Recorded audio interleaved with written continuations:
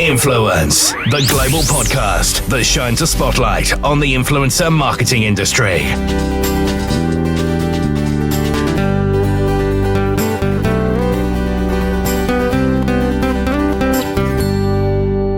Welcome to Influence, the global podcast that shines a spotlight on the influencer marketing industry. And in this edition, I'm going to be talking to TikTok comedy star Laura Edwards, aka Laura Bubble, who has amassed a staggering 1 million views on her channel. TikTok now has over 800 million active users, which is staggering, and was the most downloadable app for 2019. In fact, I think it's 1.5 billion times on Apple and Google Play. So I thought to myself, what is this phenomenon that everybody's talking about? And it seemed like a good idea to have a veteran who was there right at the start. And that is, of course, my guest, Laura Edwards. So I began by asking her how she started out. I started back in the day when it was actually an app called Musical.ly, about 3 years ago. And at the time, not many people were using it. But I was hearing it kind of being mentioned here and there, mainly by a lot younger people. To me, it seemed like the perfect app to experiment and just to mess around. Actually, really to put videos that I was sort of trialing before putting on my YouTube channel. So yeah, it was a bit of a mistake to start with. But particularly with this lockdown phase that we've been going for, the growth on TikTok is just through the roof, isn't it? Oh, it's amazing. It's amazing how everyone now is, it just feels like all different ages are using this app. I've had my family members, messaging me TikToks, and yeah, it's in a way, lockdown's been quite helpful for TikTok, I think. Yeah. Well, it's given people a chance to experiment about being creative, because obviously we talk about the influencer and creative community that do this all the time, but what it's doing is it's actually widening the appeal to the Joe public, isn't it? That is actually giving them a chance to say, look, actually, this we can be entertained. But there could be future creators out there that could do this for a living, potentially. Yeah, and I think a lot of people have ideas, but they're scared by, do I have the right equipment? Do I have the right lighting? Can't edit? And I think with YouTube at the moment and other websites, it's quite daunting to start on these websites, without having the right equipment. TikTok's been made so accessible to everyone because it's on your phone, or you can film it straight away using their features, using their editing tools. So it's been a really good app, I think, for people who've got ideas, who just want to start making stuff. Also, it's very limited in terms of time, isn't it? So you're not going to be showing long videos there. The attention span, which is is super quick, isn't it? Yes, definitely. And that's why I think it's so addictive as well. You end up sort of scrolling on it and an hour's gone by because, all the videos are so short and it just keeps your attention, doesn't it? Do you think there are certain types of videos that have done better? I think everyone's can do very well in their own genre. I watch cooking videos that are doing, amazing. I think during this period of time and during lockdown, comedy is really shining at the moment because we like to be cheered up, we like to be entertained. But I do think with TikTok as well, and like with lots of other platforms, it goes in phases. So at the moment, it's very meme heavy content. But when I started, it was all lip syncs. So yeah, at the moment, it seems to be comedy and memes and relatable content. But we'll see where it goes. I don't know whether it will stay like that. No, indeed. I mean, you've worked with a number of brands, haven't you, in terms of partnerships? How's that been affected by what's happening now? Because there's certainly a lot of brands out there that are interested in these platforms, but also not sure about when to move, what to do, tone, pitch, all those types of things. Yeah, I think brands are still figuring out TikTok, if I'm honest. From the ones that have approached me, I'm kind of getting the impression that, they give you like 15, hashtags and you say to them, well, no, that won't fit in. And so I think they're still trying to work it out and how to really market on there. And I think, I was told a few weeks ago, viewership's at its highest and the brand deals are going to come flooding in. But I actually think, if this country is about to go into a recession, I think actually brands are holding on to their money. So I actually predict that the brand deals are going to dry up slightly, which is understandable if everyone is sort of watching their budgets at the moment. Yeah, I think you might be right. But these brands still need to communicate with their customers. So yes, very true. They need to know. A lot of it's all about return on their investment, isn't it? And being able to share that. And I don't think sometimes influencer marketing is necessarily sole part of a campaign. It is in some instances, but more and more it's part of a wider campaign where influencer marketing is an area of a bigger, broader campaign. And I was just interested to see what sort of campaigns you've done in the past that have worked well on TikTok. Oh, that's a good question. I did a campaign with Booking.com, which I really, really enjoyed. And it was to promote, I think, their new features where you can sort of look up apartments on there. I think they got about 5 or 6 of us involved, and it was a trending hashtag. And, I just had so much fun with it because it was free reign. Act like you're on holiday, but in your own sort of flat. So, I had a bucket and spade and all sorts and sort of messed around with it. But I really, really like it when a company can approach you and really give you a bit of creative control in it and not tell you, almost not send you a script or not be too heavy on how they want it. Yeah. And I think it went down really well. I bet. And that's a very common trait, actually. I hear that a lot from creators. Yeah, I think it's a bit about getting a balance, because I see where the brand are coming from, and someone from the powers above have told someone who's told someone who's told you, these are the lines we've got to get out, or this is the message.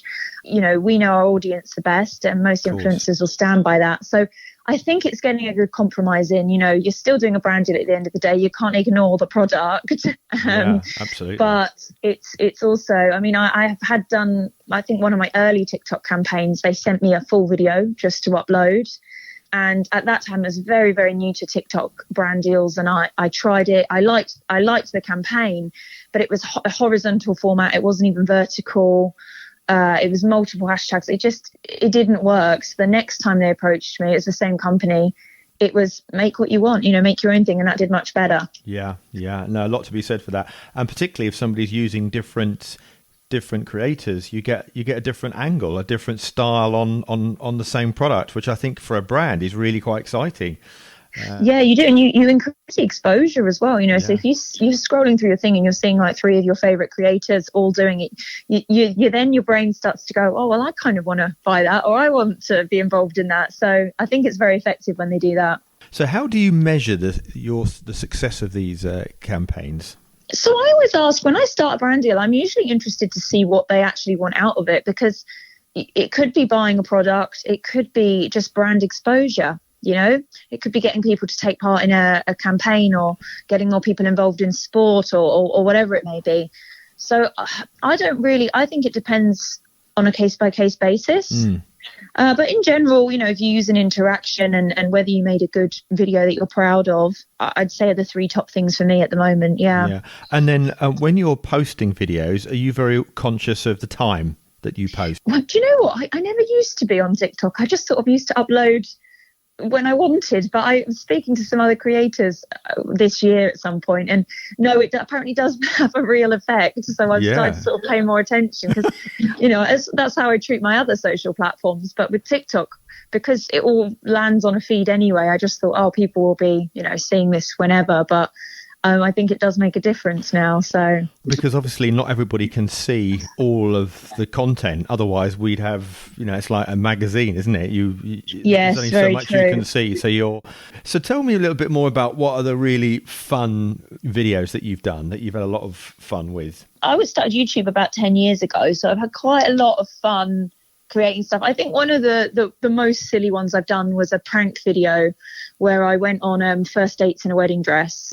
Dressed entirely in a wedding dress. Oh, did you? Wow. So that went viral, and I had a really good time doing that. There's lots of silly things I've done. I've dressed as a zombie out in the street. I did like a parody on commercials, and that was lots of fun, because that was lots of different shots and taking the mick out of tampon adverts and then Herbal Essence adverts and all sorts of different adverts. But yeah, it's all been really, really fun. I think it obviously helps when you get good views and stuff, but I think the ones that I'm most proud of are just the ones that have turned out to be well produced and well scripted and have had a bit of time put into them.